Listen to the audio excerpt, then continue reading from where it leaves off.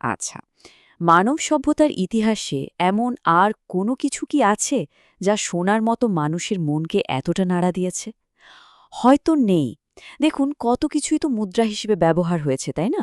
কিন্তু হাজার হাজার বছর ধরে যখনই মূল্যের কথা এসেছে, সোনা কিন্তু নিজের জায়গাটা ঠিকই ধরে রেখেছে। কিন্তু প্রশ্নটা হলো কেন?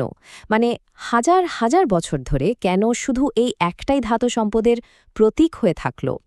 এর কারণটা বেশ সহজ। সোনা আসলে শুধু একটা দামি জিনিসই ছিল না, এটা ছিল একটা মৌলিক সমস্যার সমাধান। সমস্যাটা হলো মূল্য সঞ্চয় করে রাখা।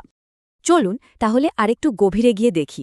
সোনার এই যে এত দাপট, এর পেছনে কিন্তু রয়েছে এর কিছু দারুণ বৈশিষ্ট্য।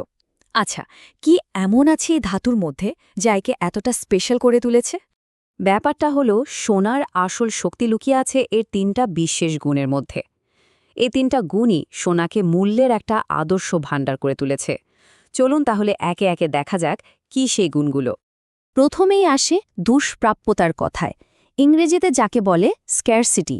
ব্যাপারটা এমন না যে আজ ফসল ফলালাম, কাল পশুপালন করলাম আর উৎপাদন বেড়ে গেল। সোনা কিন্তু প্রকৃতিতে খুবই সীমিত, আর এই সীমিত সরবরাহটাই নিশ্চিত করে যে এর দাম চাইলেই কমিয়ে ফেলা যাবে না, মানে এর মূল্যটা ধরে রাখা যায়। দ্বিতীয় যে গুণটা সেটা হলো এর স্থায়িত্ব বা ডিউরেবিলিটি। সোনা কিন্তু সহজে নষ্ট হয় না, মানে এতে মরিচা ধরে না, এর রঙও ফিকে হয়ে যায় না। ভাবুন তো একবার, একটা সোনার বার যদি হাজার বছর মাটির নিচে পড়ে থাকে, তুলে আনলে দেখবেন একদম আগের মতোই চকচকে।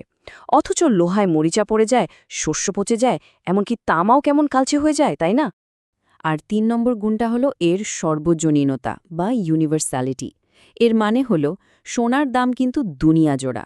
সংস্কৃতি, ভাষা, কোনো কিছুই এর পথে বাধা হয়ে দাঁড়ায় না।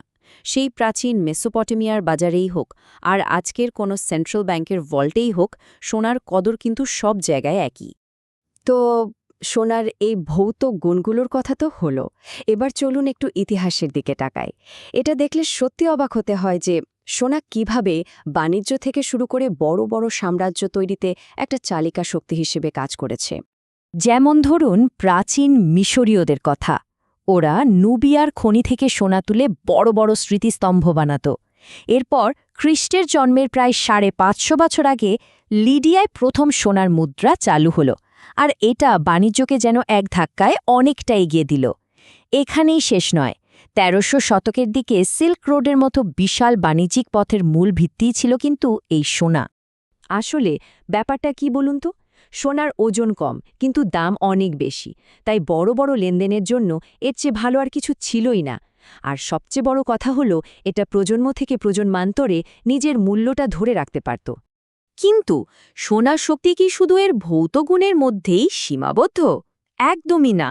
এর আসল ক্ষমতা লুকিয়ে আছে মানুষের মনস্তত্ত্বের মধ্যে। হাজার হাজার বছর ধরে গড়ে ওঠা একটা গভীর বিশ্বাস আর সংস্কৃতির ওপর দাঁড়িয়ে আছে সোনার এই দাপট।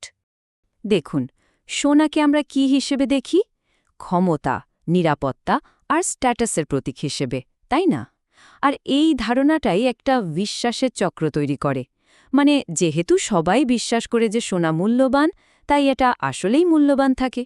যখনই কোনো যুদ্ধ বা অর্থনৈতিক সংকট আসে, মানুষ কিন্তু এই সোনাকেই একটা সেফ হেভেন বা নিরাপদ আশ্রয় হিসেবে দেখে। তবে সবকিছু কি এত নিখুঁত ছিল? না। শুধু সোনার ওপর নির্ভর করে যে অর্থনৈতিক ব্যবস্থাটা চলছিল, সেটারও কিন্তু কিছু বড় সীমাবদ্ধতা ছিল। মজার ব্যাপার হলো, এর ভৌত প্রকৃতিটাই একসময় অর্থনৈতিক বিকাশের পথে বাধা হয়ে দাঁড়িয়েছিল।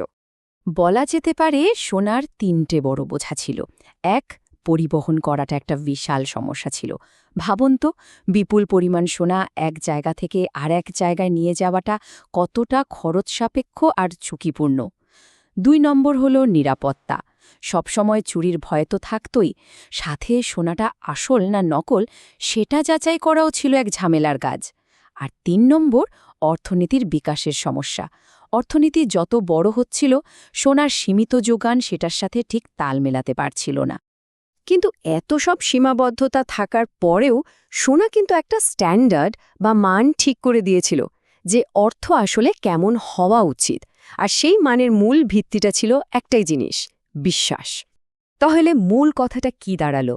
সোনার আসল মূল্য কিন্তু এর চকচকে রূপে নয়, এর আসল মূল্য হল যুগ, দূরত্ব আর সভ্যতা ছাড়িয়ে মানুষের বিশ্বাসটাকে ধরে রাখার অবিশ্বাস্য ক্ষমতায়।